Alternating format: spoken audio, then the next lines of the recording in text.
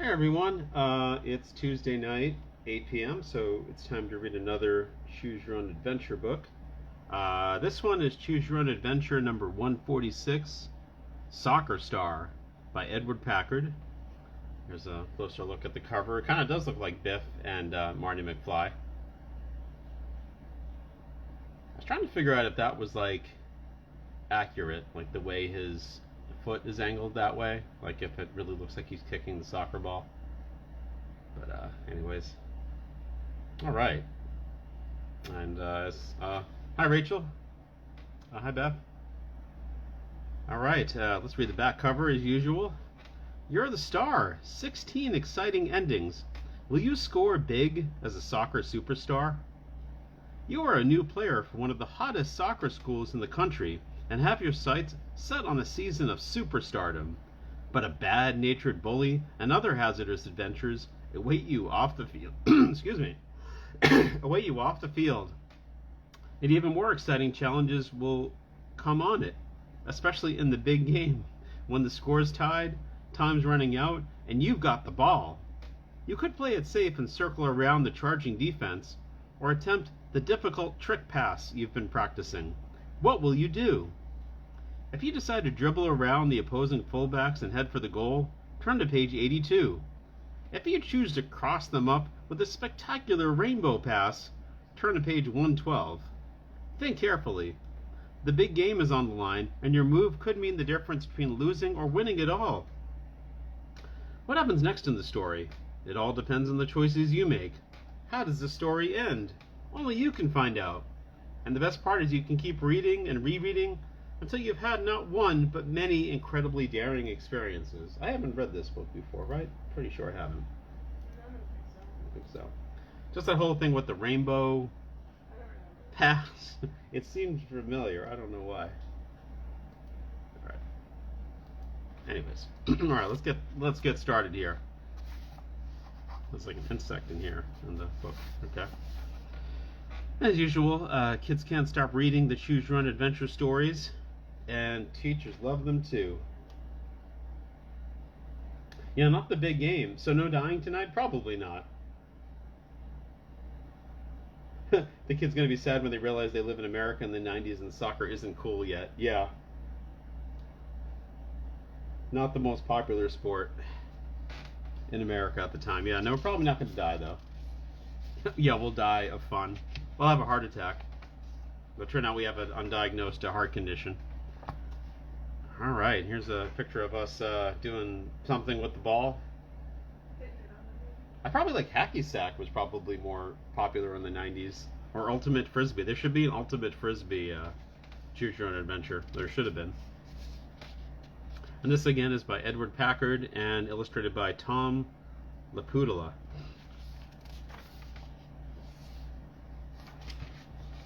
This was originally published in 1994, April 1994. Yeah, juggling, Caroline, yeah. Death by very aggressive defensive football players. We love soccer and Choose Your Own Adventure as well. It's two things that you really love in the same thing, all rolled into one. He's doing a timeout or something, I guess. Juggling. Warning. Do not read this book straight through from beginning to end. These pages contain many different adventures that you may have when you're transferred to one of the hottest soccer schools in the country. From time to time as you read along, you'll have a chance to make a choice. When you've done so, follow the directions to find out what happens to you next. On your way to becoming a soccer star, you'll have to outwit a karate expert who's out to get you. Sounds like there might be some racism there. And you'll have to think fast when the bus carrying your team gets caught in a flash flood. I guess you might die in this book, after all. But the most exciting challenge of all will come on the playing field, in the big game, with the score tied, time running out, and the ball coming at you. Good luck all the way. Time out on the linear reading. Yeah, we're going to die for sure. You're starting a new school this year because your family has just moved. As you approach Hillsdale Central School, you are struck by the beautiful grounds surrounding it, especially the carefully trimmed playing fields behind the school buildings. Go Hillsdale banners wave above the bleachers. They remind you that Hillsdale has a reputation for turning out some of the best soccer teams in the state. At your old school, you were considered a pretty good soccer player. You had the feeling you might have become team captain in a few years, and the thought of putting your skills to the test at a place like Hillsdale seems pretty exciting. But you decide it would be a good idea to scout out the team first. After school your first day, you wander down to the field to watch a practice game between players from last year's team. They are as good as you have heard. The action is fast and rough. It's obvious this squad would run all over your old team. Hillsdale, more like Hillsvale. Oh, you were struck by the grounds, that's true. Praying for death. Oh, hey, Sue. You're wondering whether you'd have a chance against this kind of competition when Mike Maynard, a kid you had lunch with earlier, taps your shoulder. "How you doing?" he says. "Hey, Mike," you say, but you're distracted by a small scuffle you see on the field. One player has elbowed another one, hard. "Did you see that?" you say to Mike. And here we are with our backpack. We're at the new school. Turn to page 2. He nods. "That's Sean Rayner, the team bully. He likes to make other players think he's going to kick them instead of the ball." "But no one blew the whistle," you say, surprised. "It's just a practice game," Mike answers matter-of-factly. "Coach can't see anything. Can't see everything." "I hear he's holding tryouts for the team tomorrow," you say. "I think I'll give it a go." Mike raises his eyebrows. "No offense meant. From what you told me at lunch about your old team, you're not ready to play for Hillsdale. Not this year, anyway. This is one of the hottest soccer schools in the country. Why don't you go out for club soccer with me? It's perfect for kids who aren't on the varsity level. We have a lot of fun. We don't have to work our butts off the way they do here." "I'll think about it," you say. "Guess I've got up until tomorrow to decide." "It's up to you," Mike laughs. "Anyway, see ya." He takes off, leaving you to your thoughts. You look back towards the field where the action is still raging. You'd sure like to be part of a great team, but maybe Mike is right. You might look like a klutz up against players like these. Maybe the club team is where you belong. "Shut up, Sean, you know talent ass clown."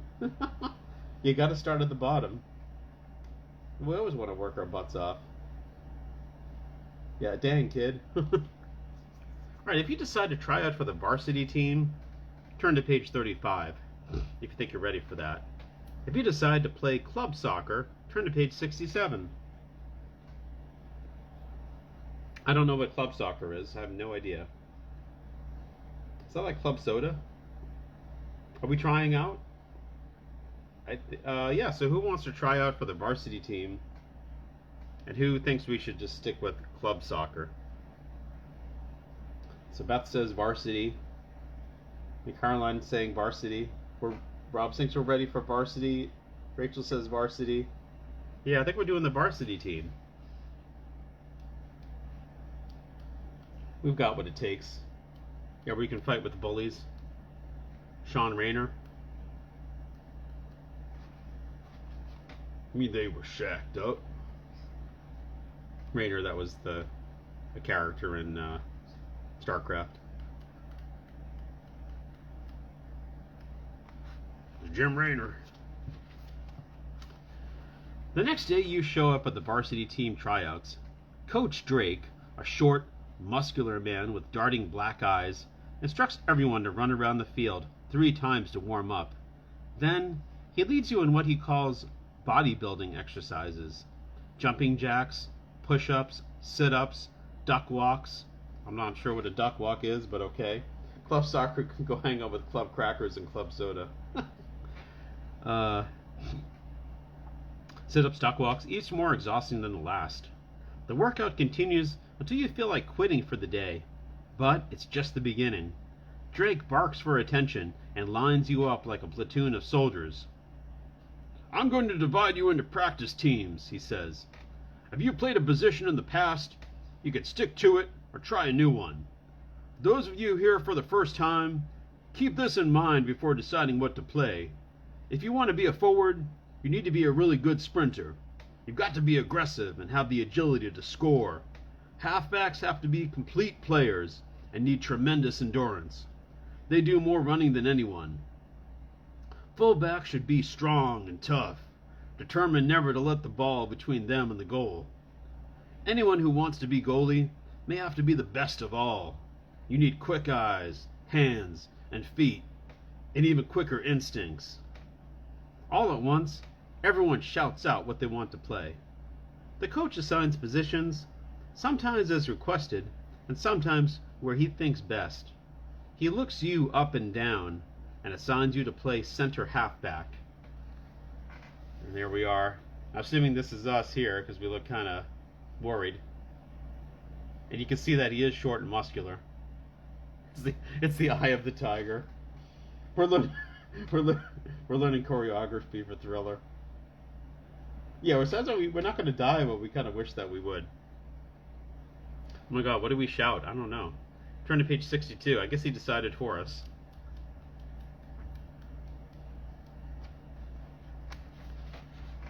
You and the others trot to your positions on the field. Coach Drake roams the sidelines, motioning at different players. They move a little one way or another. The equipment manager hands out different colored jerseys to each side. Your team, the Reds, is kicking off against the Blues. You exchange a thumbs up sign with your teammates. The whistle blows, and the game is on. Your center forward kicks softly over to the right wing, who shovels it back to you. You kick to the left wing, who has a clear field for about 10 yards before the defense rushes up to meet him. Bodies collide, and you realize that varsity soccer here is a much different game than you are used to. The Blues score first, but then your team rallies back. You're in the middle of the action, hustling all the time, but most of the others are bigger, stronger, and clearly more experienced. You can't believe they're only trying out for the team. Out of the corner of your eye, you notice Coach Drake watching, just as one of the other players slips by you. He has no expression on his face, but for some reason, you feel sure you'll be cut by the end of the day. Aw, turn to page 6. The Blues suck. Guess that's why they call it the Blues. Hustle all the time. I say this is our side hustle. Doing a side hustle. Guess that's why they call it the Blues. Page 6. After the game, the coach reads off the names of the kids who are being kept on the team. You're not called. No surprise, you think. Still, you feel awfully disappointed. As you head for the locker room, Coach Drake jogs up to you. I watched you carefully during the game, he says. You're not quite ready to play on the team, but I think you've got a lot of potential.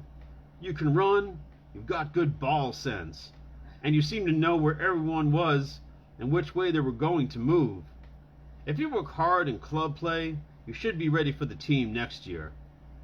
Thanks, Coach, you say.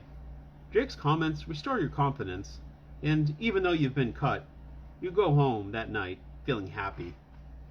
Turn to page 67.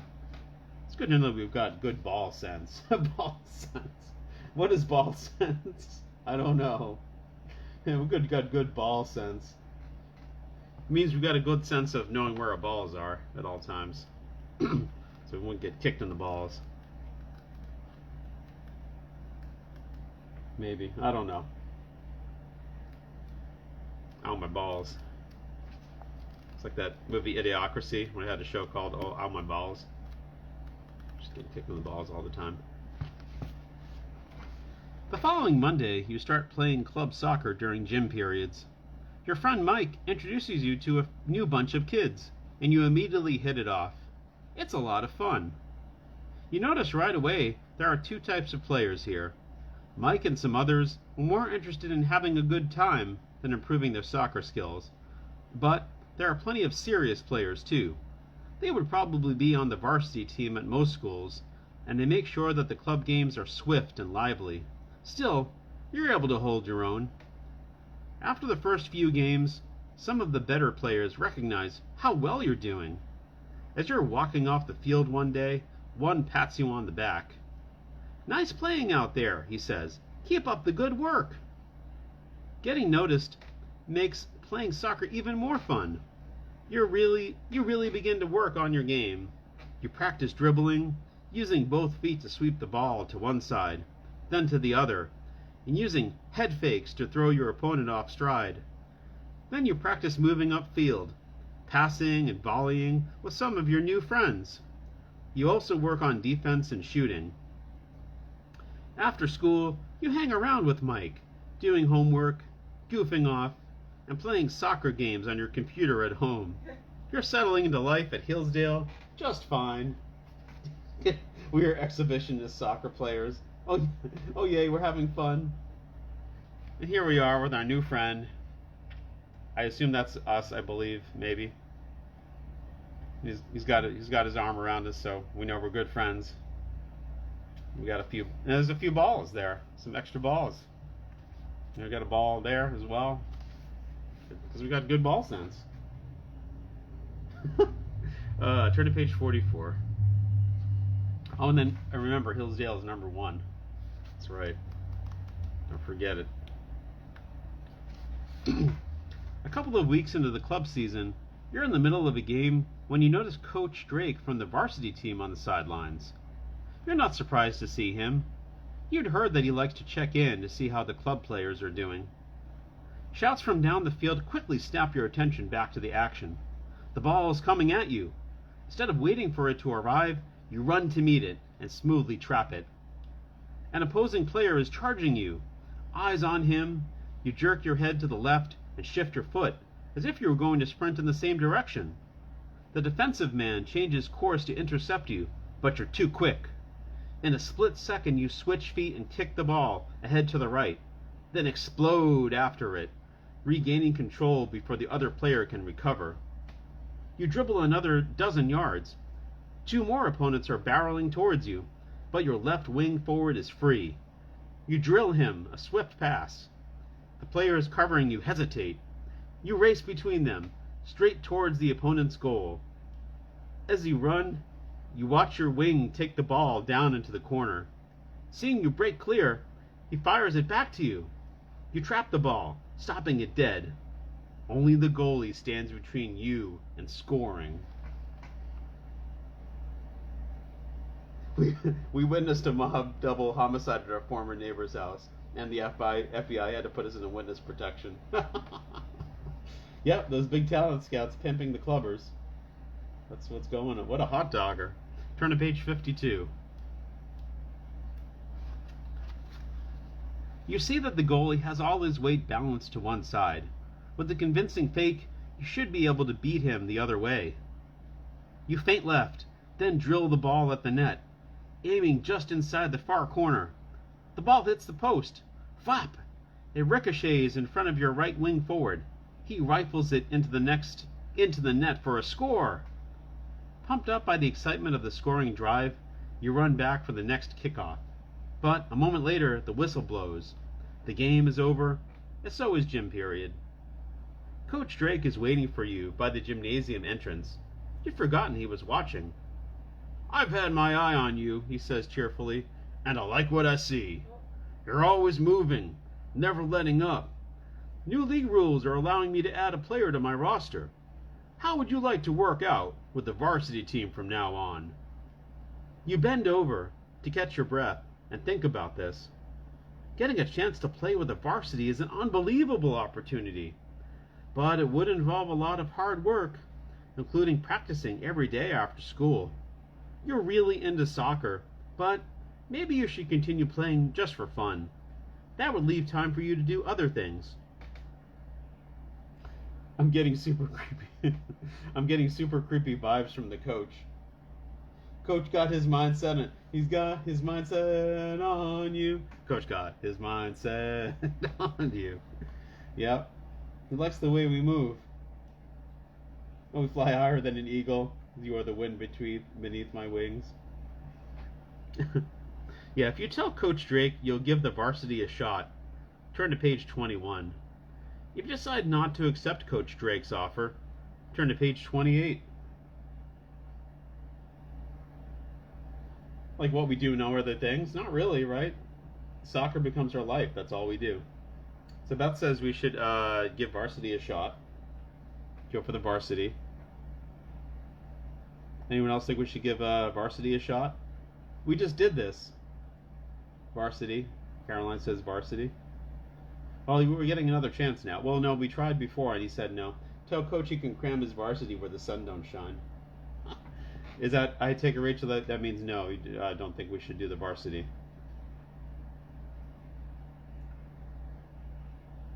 Anyone else, what do you think we should do, varsity? Yeah, I guess. Yeah. Alright, we'll do it. Fine.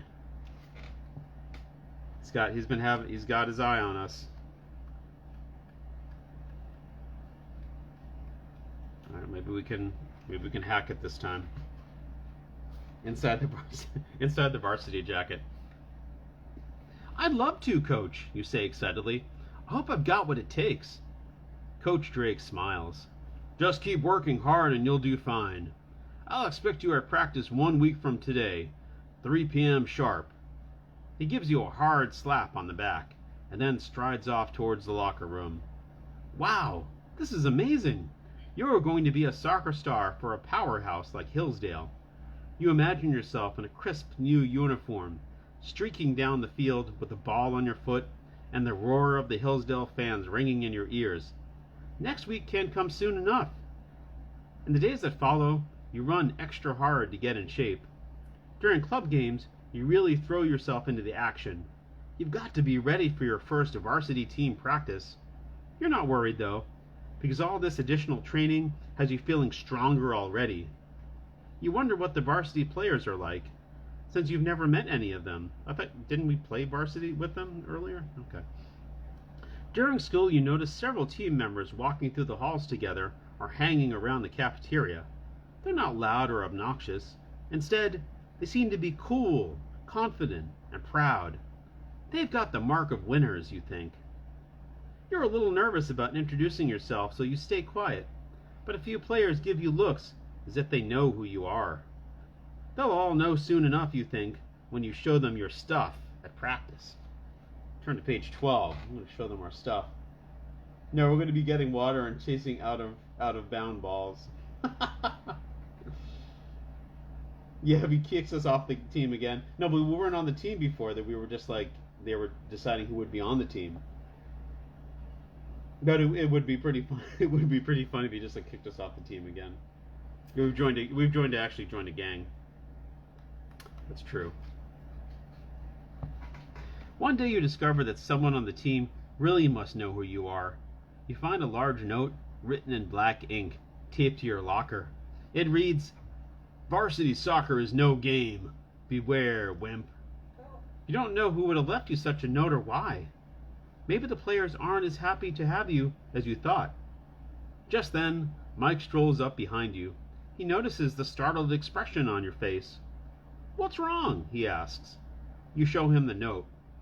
"Who needs these guys anyway?" he says.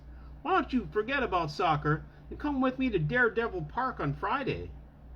Daredevil Park, the wildest amusement park in the country, is only about 40 miles from Hillsdale. You've heard it had been shut down because of safety problems. "It's closed," you tell Mike. "Oh no, it's not," Mike says. "They got things fixed, and they're reopening it next week. They're having a preview on Friday for a limited number of people. My Uncle Carr knows the owner, and he got me a couple of free tickets for their great new attraction, 20,000 Leagues Under the Sea. It's supposed to be out of this world." Turn to page 14. Here we are with our nerdy biology and English books. We found the note pinned to our locker. The coach left the note. Yep, he is messing with us. Turn to page 14. Daredevil Park sounds as safe as Action Park. Yeah, didn't we go to a park before and we got killed?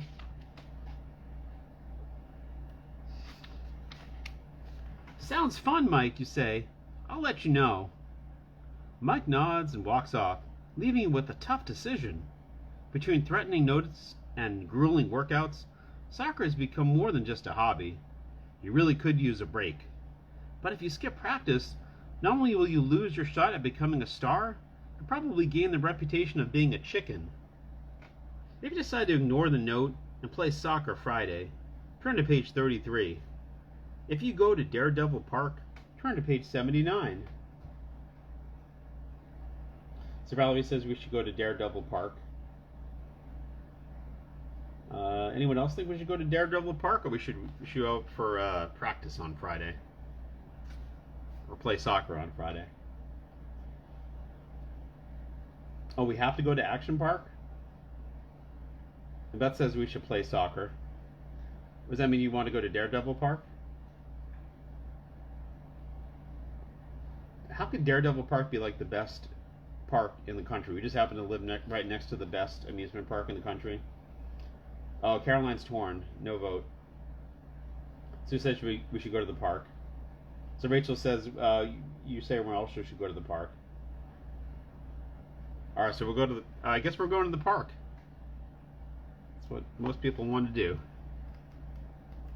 Looks like we're going to get kicked off the team. Page 79.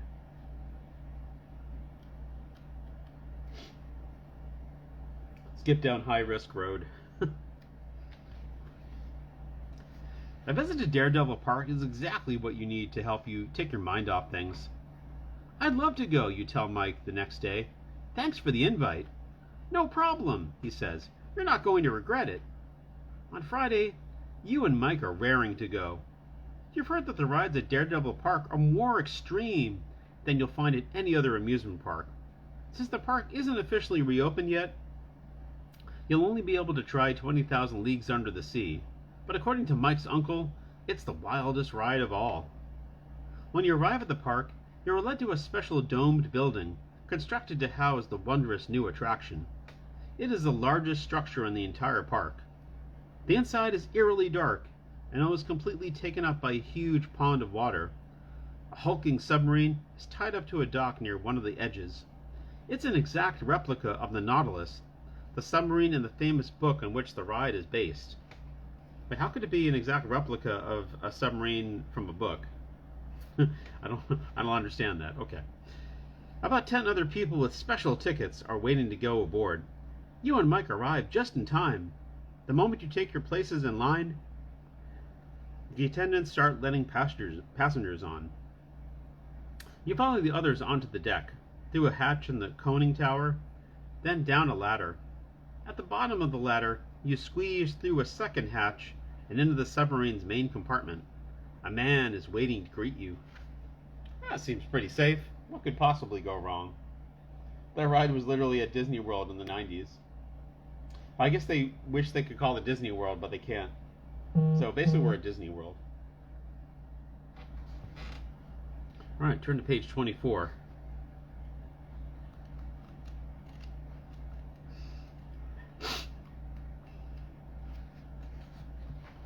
I'm Captain Nemo, the man announces. Welcome aboard. The man, who is obviously a Daredevil Park employee, well no, I thought he was actually Captain Nemo, has an old-fashioned naval uniform and a long gray beard, as if he had just walked out of the 19th century. The interior of the sub is also old-fashioned, decorated with ornate seats and carpets made of maroon velvet. At the control station is an impressive brass periscope and a complex array of meters, dials, and levers for maneuvering the craft. Take a seat, everyone, and fasten your safety belts, Captain Nemo orders. Stand by to dive. Turn to page 32. With that, he closes the hatch to the conning tower and twists the brass wheel attached to seal it tight. Then, he turns several of the knobs on the control panel. The engines jump to life with a low, steady hum. The sub tilts forward. You feel the craft begin to dive. Then, you squirm around to peer through the thick glass portholes on either side of the compartment. You see the water level coming up and bubbles rising. Soon, the sub is completely submerged. How deep are we going, Captain? Someone asks. He turns and flashes a strange grin. To the abyssal deep, in search of the giant squid. You, Mike, and your fellow passengers exchange curious glances. This Captain Nemo is really into the spirit of the ride. He's a real ham, Mike says, but I'm afraid this ride is going to be a pretty tame one after all. So far it seems that way, yet you wonder. You've heard that nothing is tame at Daredevil Park. Stand by. Oh, do you say stand by to die instead of stand by to dive? It's actually stand by to die. Get ready to die. Moments later, the sub lurches and begins to tilt even more. The view through the windows grows darker, giving the illusion that the sub is diving very deep, though of course it's not. This isn't the real ocean after all.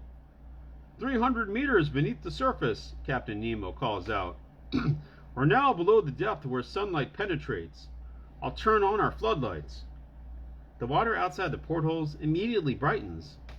Large masses of bubbles float alongside the craft. A pair of sharks swims by. They look remarkably real, but of course they're fake. We're still tilted, Mike says. Guess we're still diving. Pretending we're diving, you correct. That's just the machine making those bubbles. A school of strangely colored fish swim by. Then a giant octopus gropes at the ship with 2 of its 8 slimy arms. You know it's fake, but you are oohing and ahhing right along with all the other passengers. Suddenly, a sound like ice cracking on a lake reverberates through the craft, startling you for an instant. Nothing to be concerned about, Captain Nemo assures you. That's just the hull adjusting to pressure. We're now 1,500 meters below the surface. Go on to the next page. Several people, including Mike, chuckle when they hear this. I thought this was going to be scary, Mike says. It's turning out to be a comedy. He breaks off as the sub unexpectedly levels and turns wildly. Look at that, shrieks a woman next to you, pointing with both fear and fascination at the nearest porthole. You spin around and gasp. Turn to page 22. Oh man, I can't wait to see the sea monsters. Oh no, this is real. We are the test subjects. Oh, this is like when Chris Claus worked on that marine bio steep sea robot thing. Yep. Maybe it's actually real. A huge monster is visible, pressed up against the porthole. It's at least 50 feet long, not counting a pair of 20-foot tentacles that probe the water in front of it, and it looks even more real than the sharks. You realize that this must be the giant squid. The Titan of the deep, Captain Nemo shouts. As he speaks, the monster veers and lunges towards the ship. She is furious that we have entered her waters, the captain yells. Emergency ascent! The sub begins to rise. The next moment, it's jolted by a tremendous crash. The entire vessel shudders from the impact. Everyone is laughing, but the laughter suddenly stops.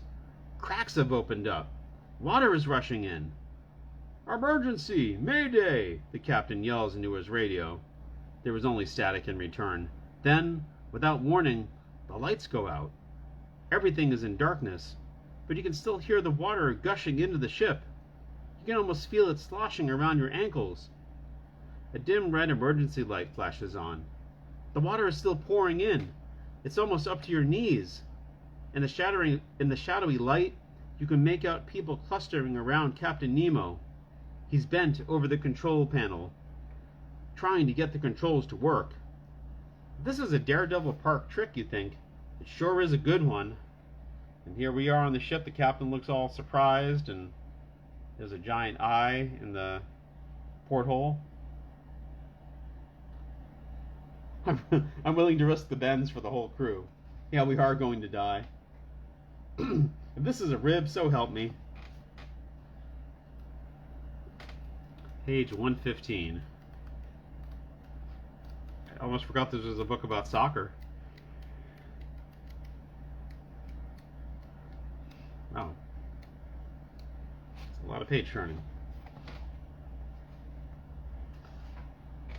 "This is no trick!" Mike screams, grabbing your arm.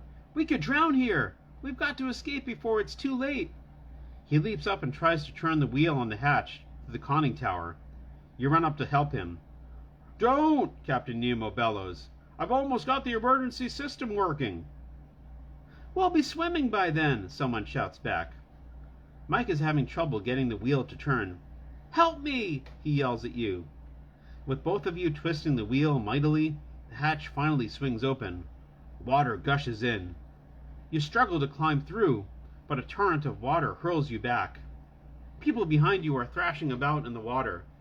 The sub is filling up. There's no other exit. It seems unbelievable that this is happening, but you have a strong feeling that you're about to drown. Nice job, dudes. Yep, we just hastened our demise. Turn to page 74.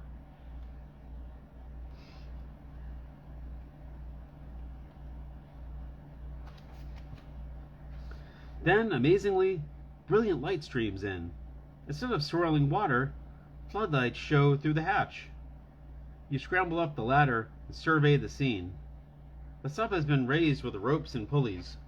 Workers are pulling it alongside the dock. In a few minutes, you and the other passengers are safely out on the shore. A man in a blue blazer with a Daredevil Park emblem strides over. "Hope all you folks enjoyed your trip under the sea," he says. "It's our most realistic ride." "What about our wet clothes?" someone yells. The man laughs. "Hey, don't get angry. This is no fireman's fair you're at. This is Daredevil Park." Now you're really confused. Was what happened really part of the ride? Turn to page 29. Was that really part of the ride? Daredevil Park, your safety is an afterthought. Rachel, "I want to go to this amusement park so badly." Yeah, it does. It sounds like fun. Yeah, no, it wasn't the end though. We survived.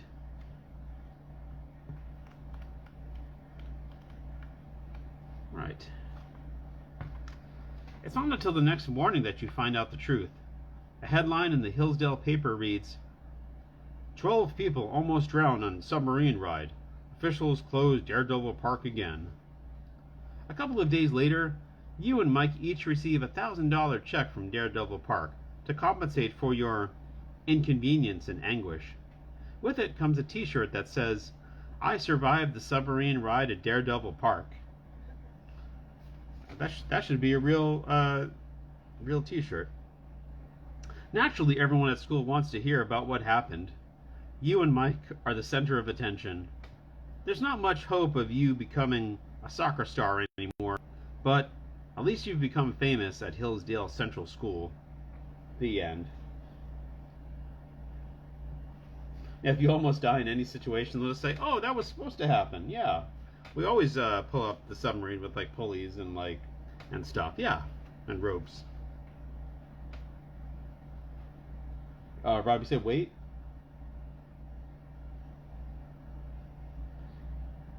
Yeah, wait. Well, we missed. Yeah, we missed one practice, so we're not going to be playing soccer anymore. Well, maybe we'll see what happened if we don't go to Daredevil Park. We'll play. We'll ignore the note saying that we're wimps. We'll ignore the note that says we're wimps, and we'll go to the soccer practice. See what happens.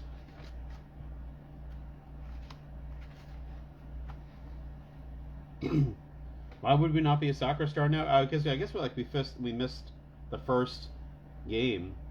And that was like, yeah, if you miss like the very first game, like he's not going to give us another chance, I guess. I don't know. Well, we should have had a. Yep. We haven't had the karate ending. Yeah, we'll see if we can get to that. It's going to take more than threats to keep you from playing. On Friday, you show up for practice with the varsity team and throw yourself right into the workout.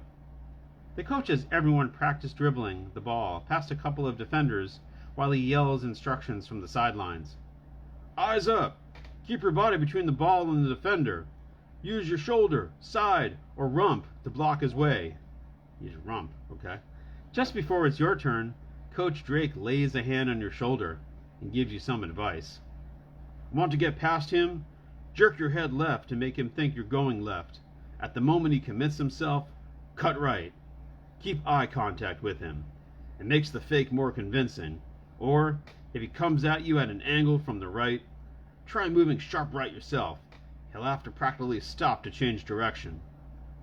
You try to put what the coach has told you to work on the field. You get the ball past the first defender, but lose it to the second one. Next, you practice the give and go with another player, moving pretty far up the field before you lose the ball. You're not the best, but you're doing pretty well. That's what the coach thinks too, because he comes up and pats you on the back. Likes to pat us on the back a lot. Turn to page 53. Rum. In the final scrimmage game tomorrow, I'm going to put you at halfback, the coach says. This game is to help me decide who's going to be on the first team, so be ready. You are jogging back to the gym, thinking about tomorrow's game, when Sean Rayner sneaks up behind you. He lightly punches your shoulder. Hey, you're quite the coach's favorite, aren't you? He sneers. What do you mean? You answer. Think by kissing up to the coach you're going to beat me out from my position tomorrow? He says. You should have paid attention to my warning and stayed away. So that note was yours, you shout. It figures. Remember what I said, he says. Beware tomorrow. Beware the Ides of March.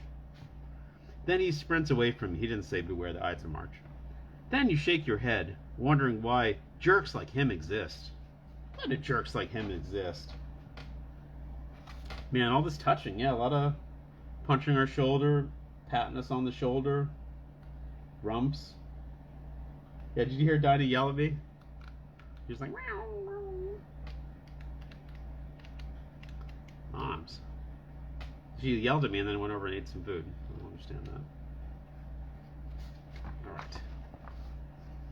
You're center halfback in the final scrimmage the next day, and not surprised to see Sean Rayner playing the same position on the other side. He glares at you from across the midfield line, but you're not going to let him intimidate you. Your team kicks off. The center forward rolls the ball off to the wing, who shovels it back to you. You give it a boot to your other wing forward, then take off downfield to receive a return pass. Sean is all over you. As you're trying to get past, he says, You're not going anywhere with that. Keeping an eye on him, you feint with your right foot as if you're going to sweep it to the left. Then use your left foot to brush the ball right. Sean is off balance for half a second, enough time for you to streak by. Another player is coming at you, but now your wing forward is clear. You stop the ball and kick it cleanly into his path. He carries it all the way downfield and shoots. The goalie dives. The ball squeaks by. Goal! And I assume that's us on the right, and that's Sean on the left, trying to intimidate us. Turn to page 15. Yeah, Sean fell for it. Doesn't matter what comes, fresh goes better in life. With Mentos fresh and it does. Mentos full of life. Sean is a rube. What? I'm reading about soccer, moms. I can't.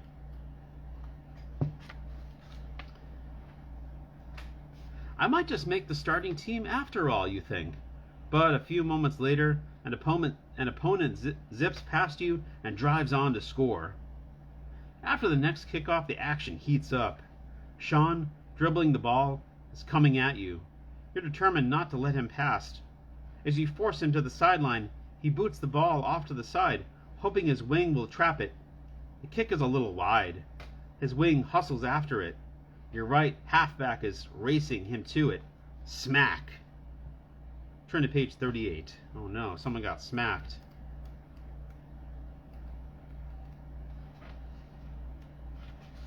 Both players collide and fall to the ground. One of them lets out a yelp. Just as the whistle sounds, you feel a sharp blow to your calf. A deliberate kick from Sean. You whirl, but he's already loping towards the fallen players. Hey, you yell, limping after him. But he doesn't look back. You realize that no one has seen what just happened. One of the players who collided had the wind knocked out of him, and some of the others help him off the field to rest. Otherwise, no one is injured, except you. You can still walk and run, but it hurts. You're definitely going to lose some speed. Oh no. Sean needs to get expelled, yeah. The referee has given the other side an indirect kick. Everyone is getting into position before play resumes. You jog along, trying to loosen up your calf, angry about the cheap shot. You wonder whether you should alert the coach to what Sean did. You know Sean will say it was just an accident, and there's no way to prove it wasn't. Maybe you should just ignore what happened and continue playing as hard as you can. Or maybe you should give Sean some of his own medicine. If you alert the coach to Sean's trick, turn to page 56. If you ignore what happened and stay in the game, turn to page 17. If you decide to give Sean some of his own medicine, turn to page 114. Well, should we give Sean some of his own medicine? Yeah, then we'll probably get caught if they didn't see Sean kick us, but of course they'll see. Ignore it. No snitching. Yeah, so Rob says ignore it. Beth says ignore it. Caroline says ignore it. Anyone else think we should give him some of his own medicine? Snitches get stitches.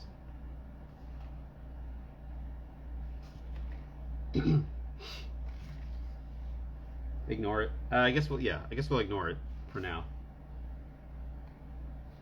Page 17.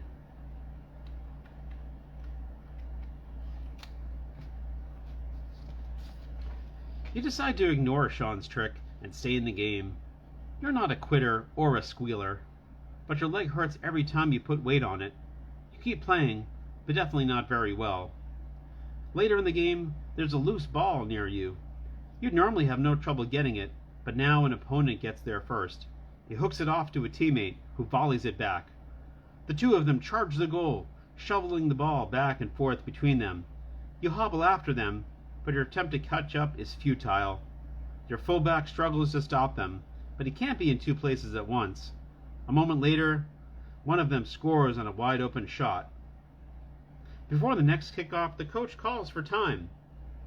"You looked as if you were limping," he says to you. "I got kicked," you respond. He takes a look. "Put some ice on it," he says, gesturing towards the sidelines. You hobble off the field and have to watch the rest of the game sitting on the bench. The halfback who replaced you isn't that great. Sean Rayner consistently gets by him, which only makes you feel worse. Go to page 80.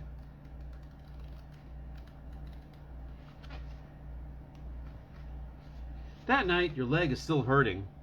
The next day, you decide to see the doctor. He says you have a broken blood vessel and that you should have stopped playing immediately after you were kicked. Then comes the bad news. It's going to take 3 weeks off the field for it to heal. There goes my chance to become a star this year, you think. Sean is going to get your slot and your shot at the championship season. But it's too late to complain about him now. The only thing you can do is get better. Try even harder next year.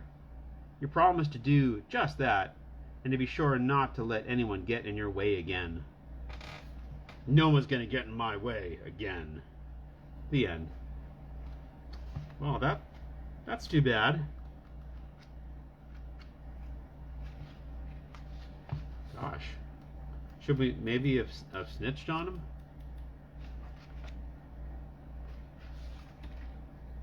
Or, I don't know. Should we maybe... Never too late to complain? Should we alert the coach to the Sean's trick, maybe? We're becoming Sean. Yeah, maybe that's how Sean became the way he is like other people kicked him. And he's like, that's it. No one's getting in my way. Well, we could always give him a taste of his own medicine, or we could tell the coach. Wow.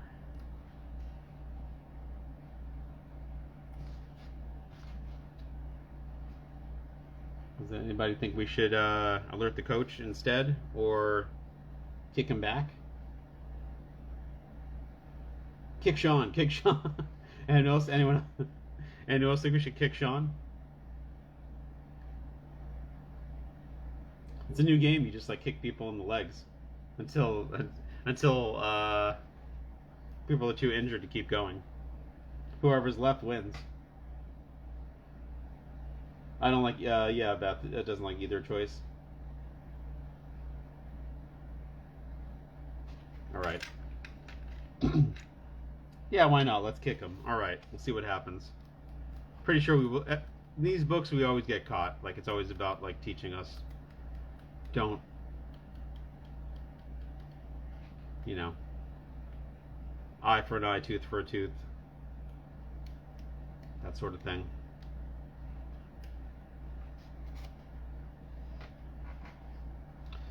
You're not going to ignore what happened. Your leg hurts. But you decide to stay in the game and do the best you can. As soon as the ball is downfield, you work your way over to Sean. His eyes are on the ball, and he doesn't see you coming. You give him a swift kick in the same place he got you. He yells and wheels around in pain. The whistle blows.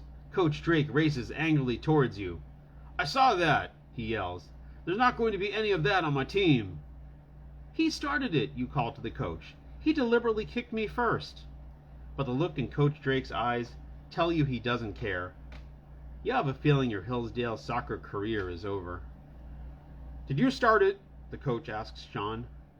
Not really, Sean replies. Not really? Wasn't it an accident? The coach asks. No way, you say before Sean can respond. You kicked me after the wings collided and the whistle had blown. The coach looks hard at Sean. Is that right? Sean mumbles something, refusing to look the coach in the eye. I'll take that to mean you did it, Sean, Coach Drake says. Then he turns to you. Just because he started it doesn't give you the right to kick him back. If I let that go on, we'd have a lot of fights instead of soccer games on this field. Turn to page 103. Sean is not a good liar. No, he's not. I'm sorry, Coach, you say. Coach examines your leg, then Sean's. You're lucky neither of you got seriously hurt, he says. I'm suspending both of you from the team. But don't leave the field. I want you to sit on the bench and hold some ice to those legs. He turns to talk to the other players. You and Sean limp off the field. Sitting on the bench a little later, Sean says, Do you think the coach will let us back on the team? That's what I was wondering, you say. I wouldn't blame him if he didn't. After a while, Sean says, That was pretty dumb of me to kick you. It was pretty dumb of me to kick you back, you say. After practice, the coach walks by. Barely turning to look at you, he says, You're both suspended until the doctor says it's okay for you to play again. He stalks on without waiting to hear what you might say. Sean lets out a deep breath. Looks like we have another chance, he says. You're thinking the same thing, and another thing as well. You're going to beat Sean out for the starting position if you have to practice every day of the week and twice on Sundays. Did we just become best friends? A little bit. We still want to beat him for the position, though. We're going to beat him. But now we're friends. That's not too bad. We're friends now.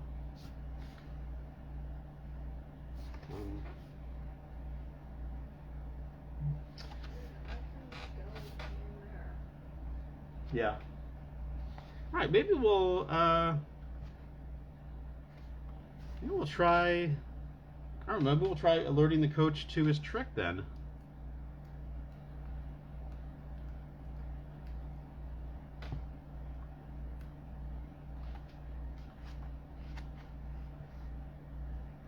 We'll try that since we already tried the other two options. All right, so we'll tell him during the game. We won't kick him back. Still limping a little, you make your way over to the coach. What's up? Drake asks. While everyone was distracted by the collision, Sean kicked me in the calf, you say. The coach seems annoyed. Sean, he calls, signaling him over to the sidelines. Sean jogs over. Yeah, coach. What's this about you kicking another player? Drake demands. Sean looks at you, hatred in his eyes. It was an accident. Sure, you say. The ball was 20 yards away. Give it to me straight, Sean, the coach says. It was just a tap, he says. You were trying to hurt me. You bend your leg to show the mark. Turn to page 100. All I'm saying, this book is very light on soccer. No, it's got like halfbacks and fullbacks and dribbling and stuff.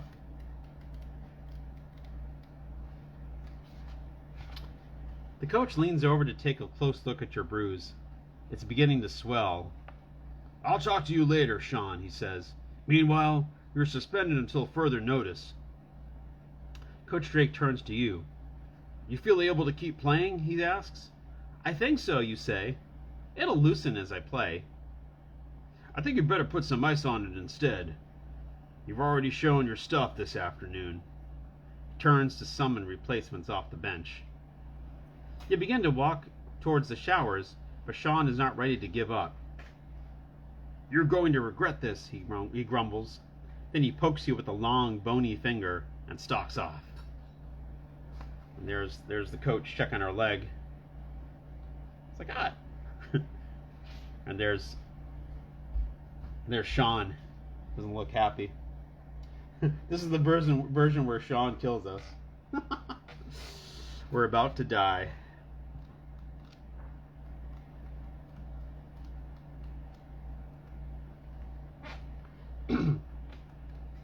Alright. I thought the coach was going to let us keep playing with the injury. Like, yeah, you'll be fine. Just walk it off. That's how we do things here. Your leg comes around in a few days, and with Sean under suspension, there's no doubt about your place on the team. Coach Drake still hasn't announced his starting lineup, but you intend to be in it. Hillsdale is a good bet to win the state championship. You're not just going to sit by and watch. You soon learn that halfback is an important position. Being in the middle of the field, you spend more time running than anyone. You're never far from the ball, and there's no letting up. This kind of running gets you into terrific shape, and all the while you're improving your skills. After a couple of weeks working out with the varsity, you feel as if you're really part of the team. You're so caught up with soccer that you almost forget about Sean Rayner. Coach Drake sent him to play club soccer, but he doesn't even show up anymore.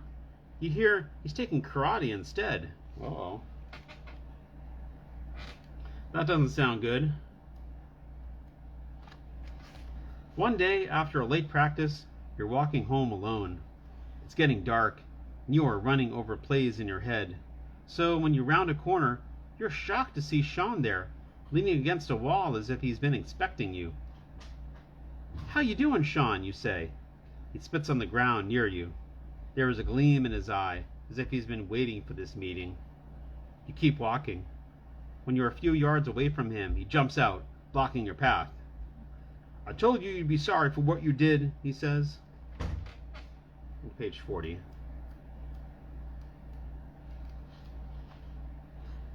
Sean waves a menacing fist at you.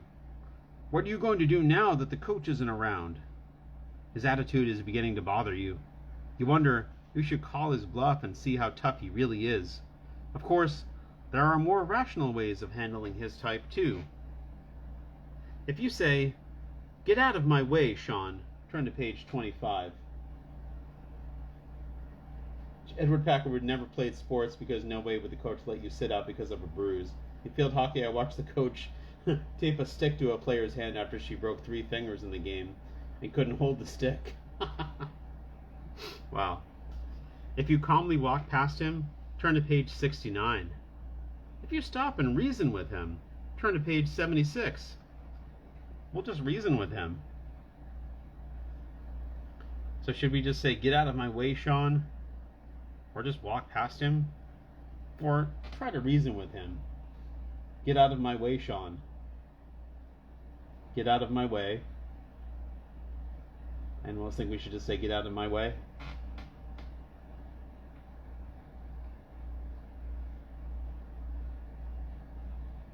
we'll tell him to just get out of our way. Get out of. Oh, Caroline also says, "Get out of my way." You refuse to back down. Get out of my way, Sean. Instead of moving aside, he takes a karate stance. Not until you get what's coming to you. I've got nothing coming, Sean. You started this whole thing. What did you expect me to do? Not ratting me to the coach, he snaps. Rats kick, people talk, you say. Sean glares at you with hate in his eyes. Suddenly he lunges at you. You step neatly aside and dart past him. He recovers quickly and leaps at you again. Sean looks meaner than ever. You don't like fighting, but in this case it may be the only way to protect yourself. Then again, you don't want to risk an injury during the soccer season. Maybe you should just run away. If you decide to fight Sean, turn to page 109. If you decide to run away, turn to page 94. Get out of my dreams. Get out of my dreams. And into my car, Sean. Get in the backseat, Sean. So should we just run away? Or, yeah, run? Beth says we should run. Anyone else think we should run? Fight? Rachel says we should fight. So 1 for fight, 1 for run. Fight. Rob says we should fight also. Fight. Fight. Fight. Fight. Run. Well, Sue says we should run. Fight. Looks like we're fighting.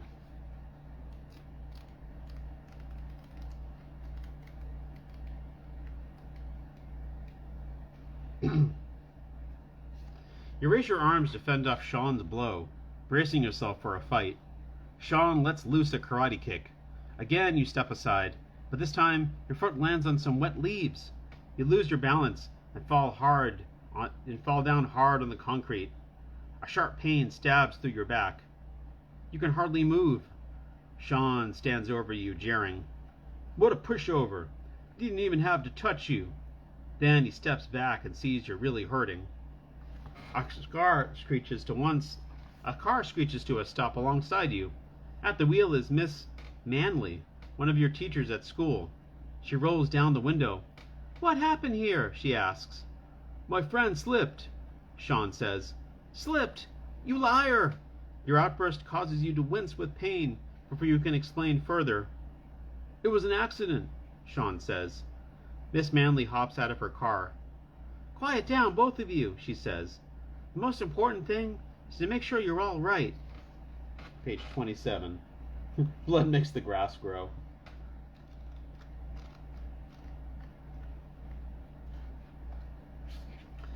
Miss Manley calls an ambulance from a nearby telephone. It arrives soon and transports you to a hospital for x-rays. The diagnosis is a fractured leg. The next day, Coach Drake comes to visit you. Tough break, he says. The doctor tells me you'll be good as new, that it will take a few months. I'm afraid you're out for the season. That's the way it goes, you say. Maybe Sean will lay off me now. The coach asks you what happened, and you tell him all about the fight.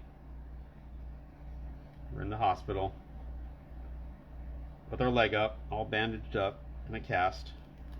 On page 118.